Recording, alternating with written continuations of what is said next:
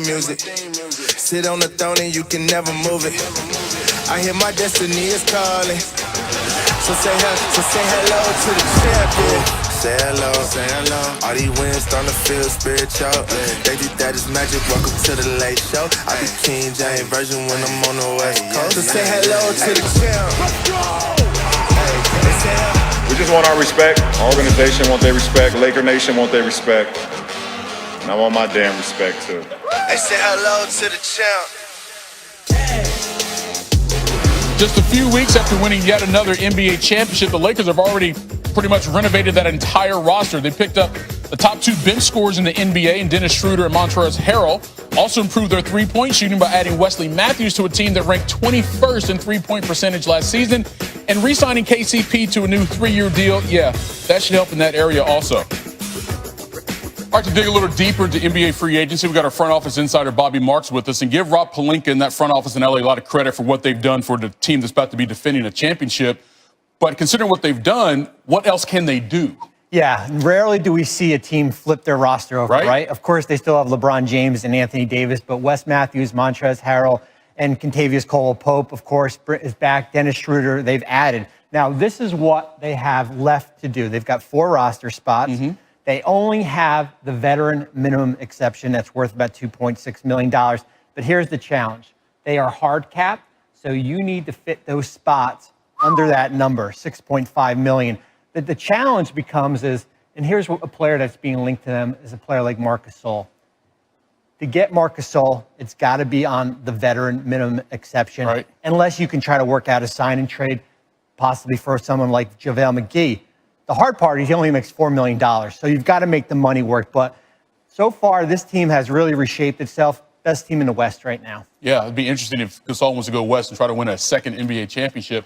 All right, so let's talk about some of the another team, Bobby, that maybe he's not getting the attention it deserves based on what they've done with their roster. Yeah, that's the Portland Trail Blazers. That's a team that was just fighting to get into the playoffs last year, sneaks into the 8th seed. I've got them as a number 2 team in the Western Conference right now. Yes, they get an A+ for the offseason. I know we don't give trophies for the offseason. No, we do not. But they're getting it from me. And I think when we look at their roster, here's what they've been able to do. They've added Robert Covington from the Rockets. Yep. They've re-signed Rodney Hood. Of course, Damian Lillard, C.J. McCollum, and Yusuf Nurkic is back. But this is what I really like. Carmelo back for another year. Derek Jones from the Heat. Zach Collins returns. Enes Kanter. Harry Giles. And this is what I call them. I called it the $40 million club, right? Okay. Kanter and Covington in trades, free agents, Hood, Anthony Jones, and of course, Harry Giles. Yeah. And where I see them, this is a top 4 team in the Western Conference. You know, they're way up there in the Pacific Northwest. Oftentimes they kind of get overlooked, but you got to give Neil O'Shea credit for what they've done so far. And Bobby Mark said they're number 2 in the West right now. We'll see how that plays out throughout the season. Bob, appreciate it. Wojnarowski, a couple of all-star players have earned max contracts. We start in Boston, where Jason Tatum has agreed to a 5-year, $163 million extension with the Celtics. It includes a 30% escalator clause that could turn that guaranteed 163 into $195 million should Tatum make one of the 3 All-NBA teams. The 22-year-old averaged career highs of 23 points, 7 rebounds, and 3 assists last season. Celtics went to the Eastern Conference Finals for a second straight year. Also grabbing a max bag, Donovan Mitchell. The Jazz guard getting that same 5-year, $163 million extension. Again, that could balloon to $195 if he reaches All-NBA status. The 24-year-old averaged 24 points a game last season, and then he dropped 2 50-point games during Utah's 7-game series loss to Denver in this year's playoffs. So all total, you have 4 players from the 2017 draft class who have scored more than 3,000 points in their young NBA careers. And now 3 of them have agreed to rookie Supermax extensions with those same squads. The number 1 pick from that year, Markelle Fultz, well, he's no longer with the team that drafted him.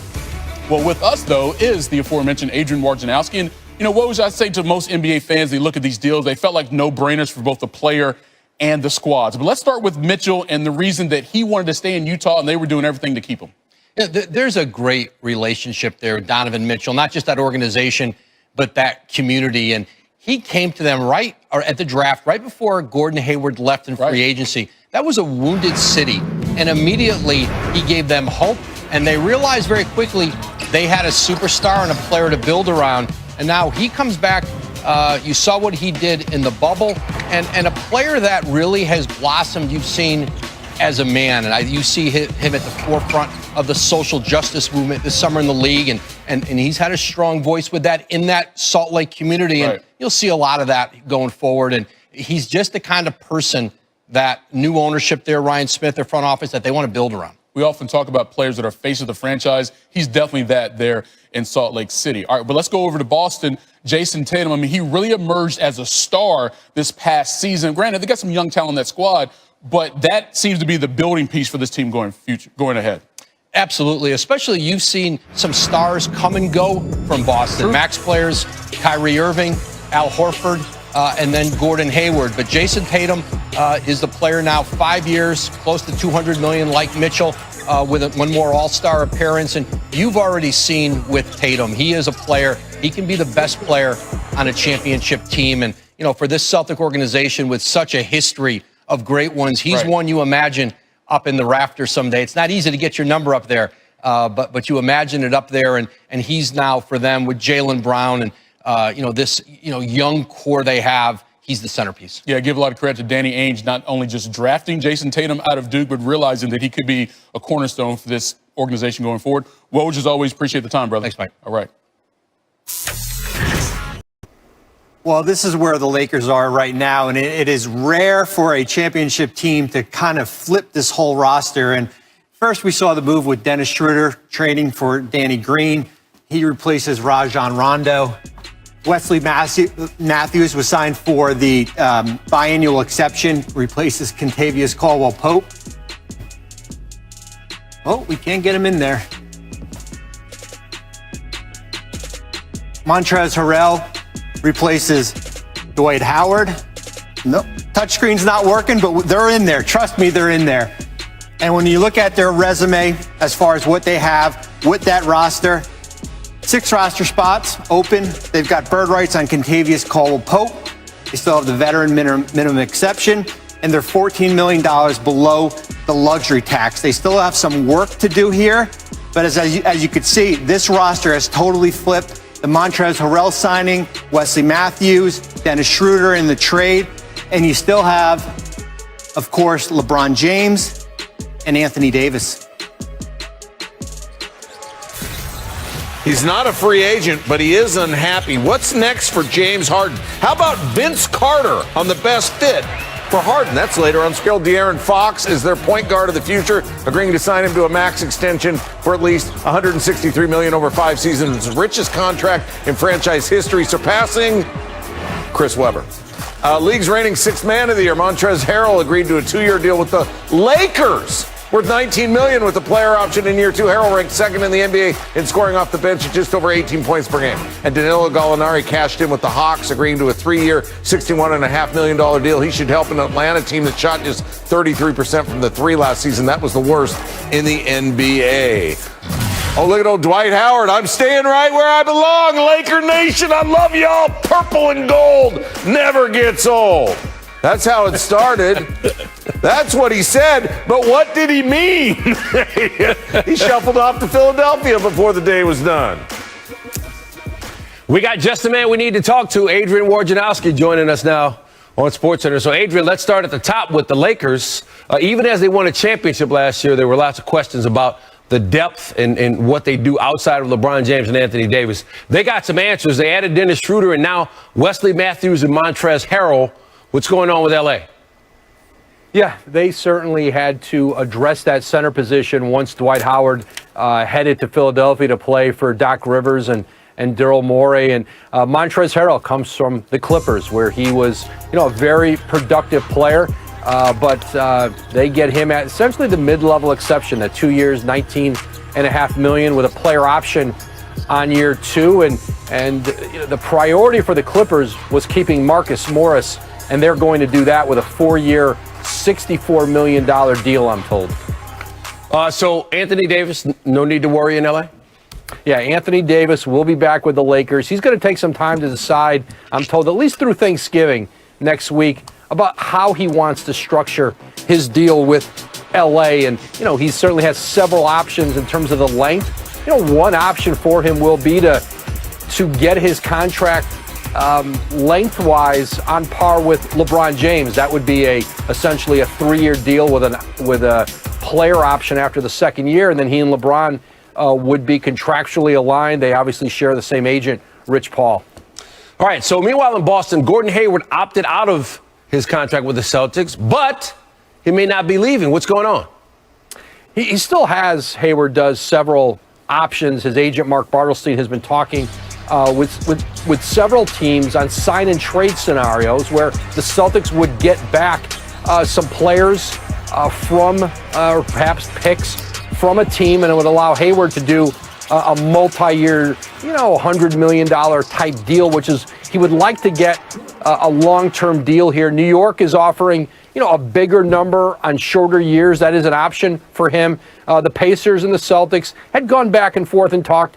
Gordon Hayward is obviously from Indianapolis, played at Butler. That has certainly been a scenario for him. And another scenario that remains there, Stan, is returning to the Celtics. He could re-sign with Boston, and if Boston wanted to trade him in the future, if he wanted to move on, it's a lot easier to do that down the road with Gordon Hayward if he's under contract.